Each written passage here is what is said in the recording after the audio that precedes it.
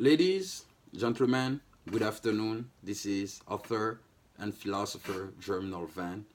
As you could see, this is my eighth book entitled Income, Inequality, and Economics. So this book is basically the continuity of my previous book entitled The Problem of Egalitarianism. In Income, Inequality, and Economics, I approach the issue of income inequality from an empirical standpoint. And that being said, I use data to actually support my arguments compared to the previous book, which was more a philosophical approach to inequality. And the whole argument of this book suggests that or supports that income inequality is, in fact, a necessary condition for economic growth. Because if we equalize income for everyone, we will have economic stagnation. And although some people are thinking that income inequality may be bad, it is important to understand that without income inequality, we cannot have social mobility as well. So, when we look at the issue, we see that the Democrats are saying that income inequality is bad because the top 1% is the one that has all the wealth without doing much, while the 99% are the one creating the wealth and they don't have their fair share of that wealth. And the Democrats on the Republicans, sorry, on the other side are saying that those who creating the wealth are those who bring the ideas on the market and invest in those ideas and taking risk for the loss, the failures, and the wins. And if the business works well, they shall have the ownership of or the full value of those wealth that they were able to create. So that is the main argument between the two. But the fact remains that without income inequality, we cannot have social mobility, we cannot have economic incentive, we cannot have economic growth. Because, as I said, if we try to equalize uh, incomes, we will have stagnation. People will be disincentivized to seek higher aims. But income inequality is actually widened not by the market but by government. How so? Today in the United States we have a progressive income tax. The progressive income tax is a tax system in which people who make the most money pay high income tax. But the problem with the progressive income tax is that it's a punitive taxation system because they basically punishing people who are making a huge amount of money. They're basically resenting the good fortunes, and they're saying that if you have that amount of money, well, you probably stole it from someone, so we're going to take it away from you to give it to others. Or you have too much, you don't need that much. But so basically they're deciding for individuals what is enough for them. And interestingly, with the progressive income tax, what happens is that when they use that system, they use social inequality the the verbiage to advance the progressive income tax, and they use that system to invest in social programs to keep the poor in those social programs by creating new benefits so that the poor will sign up for those benefits and they will be disincentivized to look for a job because they're making money without working for it every month or every 2 weeks. They're waiting for the paycheck from the government. They get paid for not doing any work. So the progressive income tax, to me, it's a very unfair taxation system. On top of that, if we now go philosophically about the issue, the progressive income tax is in fact a ontological mutilation, because what we have defines who we are at the moment. Because the realization of man, the achievement of any project that man uh, seeking for is based on who we are and what we have. Every project that we want to realize, we need monetary fund to do so. You want to create a business, you need money to do so. You want to become a lawyer, a doctor, a professor, whatever job you want to do, you need an education, and without money you cannot get a quality education. So that being said, when the state implements a progressive income tax to redistribute the wealth, they're basically taking half of who you are. So basically, they are preventing you to actually create something good that could help your fellow man. That's what it's important to understand. Because the state takes half of your income. It reducing your purchasing power to actually invest in the ideas that you have. Because without the money, you cannot invest in your ideas and give life to those ideas. That's what it's about. And the state doesn't make things equal by using the progressive income tax. It doesn't narrow the wealth gap by using the progressive income tax.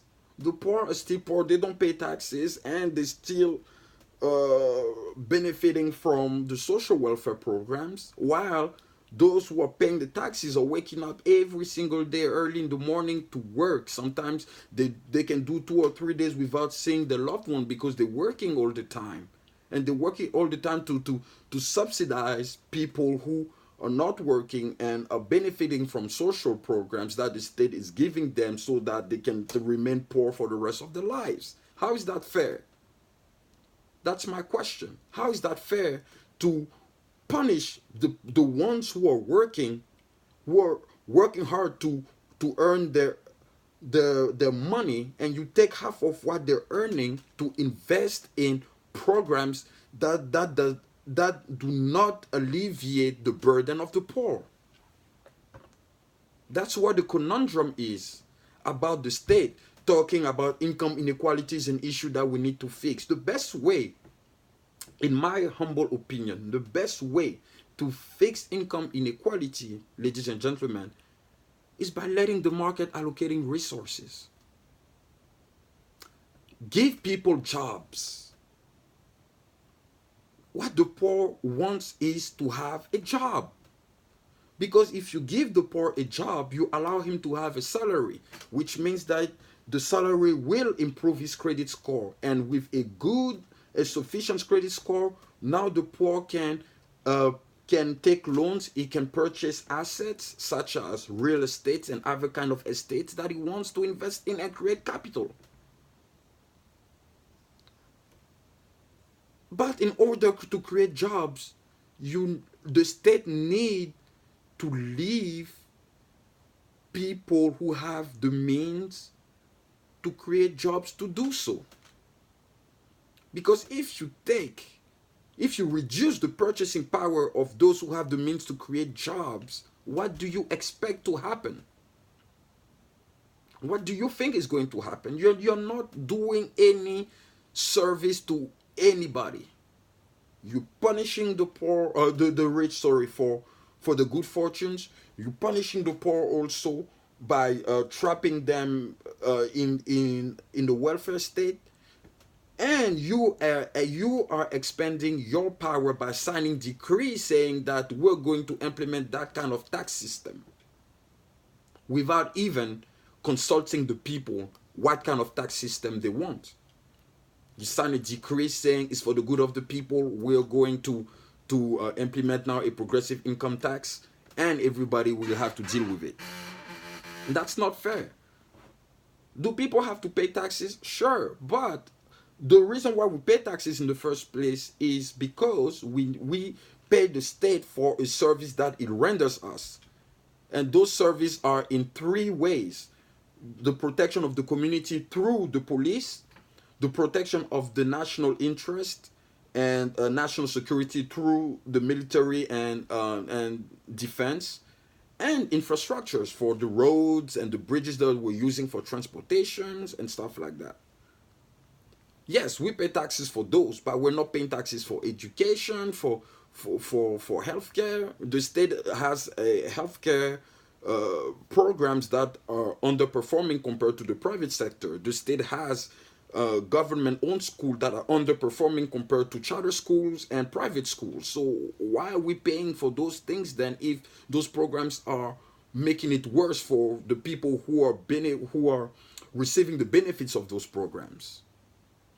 That's the thing, because someone who is using the government for healthcare is getting a low quality healthcare. Someone who's going to a government owned school is getting a low quality education. He's going to go on the labor market, and people will not even look at his resume because he went to a high school that is performing poorly compared to the charter schools or the private schools.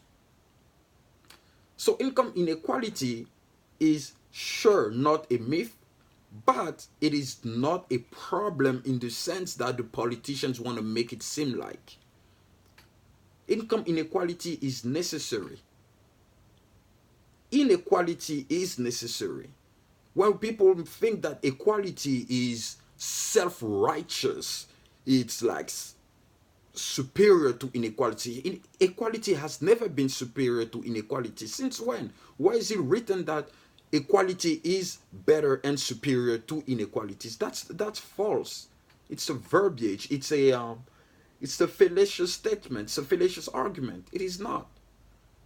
Inequality gives incentive to people to do better, to seek higher aims. I've said that. The people want to do more when they see that they can follow the dreams and try to fulfill the dreams, when they have incentive to do better, not just for themselves but for the family, for the community. But you, the state, you come, you say that, oh, we have social inequalities, so we need to fix inequality by raising tax. Well, now when you look at politicians, no single politician talks about liberty anymore. Everyone talks about how we're going to make government bigger, how we're going to reduce income inequality by making government bigger. How are you going to reduce income inequality by making government bigger, while government is the one that is actually widening income inequality? It doesn't make sense. It doesn't make sense, and the mob is not educated enough to understand those things. So whenever a politician, let's say like Elizabeth Warren, come and say, I'm going to implement a wealth tax, she's following Thomas Piketty, that French economist, who is saying that we need to tax the rich at 90%. That's wrong. You're going to tax the rich at 9%. What do you think is going to happen? They're simply going to leave the country and go develop elsewhere. Yes, you may confiscate the material wealth, but you cannot confiscate the knowledge. That's what the true wealth of man is: knowledge, the human capital. It's here. They're going to move to another place and simply develop that place. And the people who are poor cannot develop because they did not develop their own capital. That's what it's about. But now, like, that is the trap that we're in. Like, that's where the culture has shifted, where we think that seeking inequality is a righteous thing. It is not righteous. The best way to make things equal is to let people follow their self-interest. Because when you let people follow their self-interest, you help them serve their fellow man. You create a business, you create whatever venture market you want to, and you create jobs, and you lift people out of poverty by giving them jobs. That's how you help your fellow man. It's not by implementing a horrendous, unjust, and punitive taxation system that you're going to help the poor.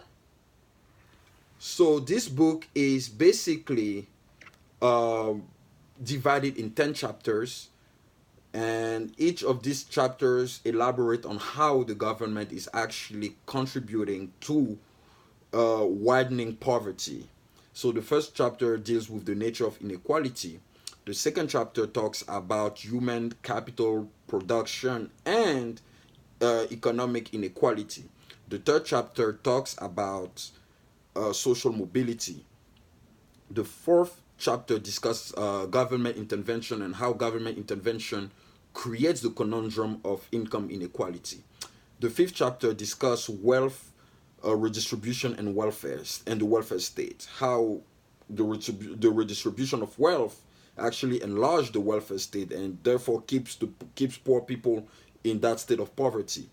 The sixth chapter discusses with political leaders and the art of resenting. So basically, political leaders that comes from lagging communities, and then they proliferate resentment among the people, so that the people voting for them but remain poor while they're serving their own interest. The seventh chapter deals with the middle class and taxation, in which I explain that the middle class is the most important social class in any society because that's where the wealth is created. So when you tax the middle class higher, you actually you reduce the purchasing power, and you prevent them to bring ideas to the market.